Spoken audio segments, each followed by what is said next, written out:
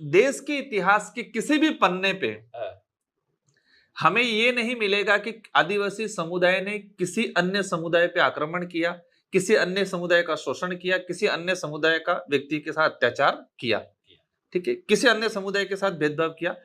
ट्राइबलों की आइडेंटिटी या ट्राइबलों की जो कहे कि ट्राइबल कम्युनिटी का जो बिहेवियर है, उस बिहेवियर को समझना पड़ेगा। 100 घर हैं एक गांव में और एक जैन समाज का घर है, तो 100 घर वाले मिलके उस एक जैन समाज के घर की बहन बेटियों की रक्षा करेंगे। ट्राइबल हमारा इलाका पहले एक घर किसी ओबीसी का हुआ करता था, एक घर किसी जैन का हुआ करता था, लेकिन कहीं पर भी यह नहीं मिलेगा कि ट्राइबलों ने इस गैर आदिवासी या किसी अन्य समाज की बहन बेटी के साथ छेड़छाड़ की। ट्राइबलों का बिहेवियर यह है कि जो कम संख्या में उसका हमेशा इज्जत देना, संरक्षण देना। इतिहास के किसी पन्नों पे नहीं मिलेगा कि आदिवासी ने किसी के साथ अत्याचार किया या किसी का शोषण किया या किसी पे आक्रमण किया। ठीक चीज कि जैसे कि ट्राइबलों ने कभी भी किसी की बोली को खत्म नहीं किया और किसी की बोली का अपमान नहीं किया।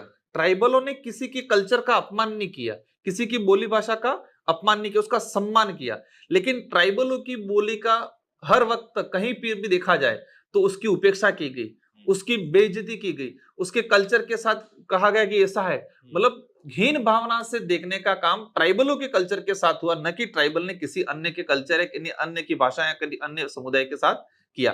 तो मेरा जहां तक मानना है कि कोई भी व्यक्ति किसी भी समुदाय का ट्राइबल इलाके के अंदर जितना सेफ है, कुछ लोग माहौल बनाए अलग बात है, किसी की व्यक्तिगत लड़ाई हो गई हो वो अलग बात है, लेकिन कम्युनिटी या रेस के या नस्ल के हिसाब से कभी भी ट्राइबल ने किसी के साथ अत्याचार शोषण नहीं किया। इसलिए मैं आपके चैनल के माध्यम से बिल टेरिटरी इलाके के अंदर रहने वाले जितने हमारे अन्य समुदाय के साथी जो पुराने लोग हैं, उन पुराने लोगों से उनको पूछना चाहिए। जो आज का जो 25 साल का युवा कह रहा है कि हम नहीं बनने देंगे, इस 25 साल के युवा को उसके घर में जो 80 साल का बुजुर्ग है उससे पूछना चाहिए कि आप जब अकेला घर था तब किस आदिवासी ने आपको परेशान किया। उन्होंने रात को रक्षा करते थे।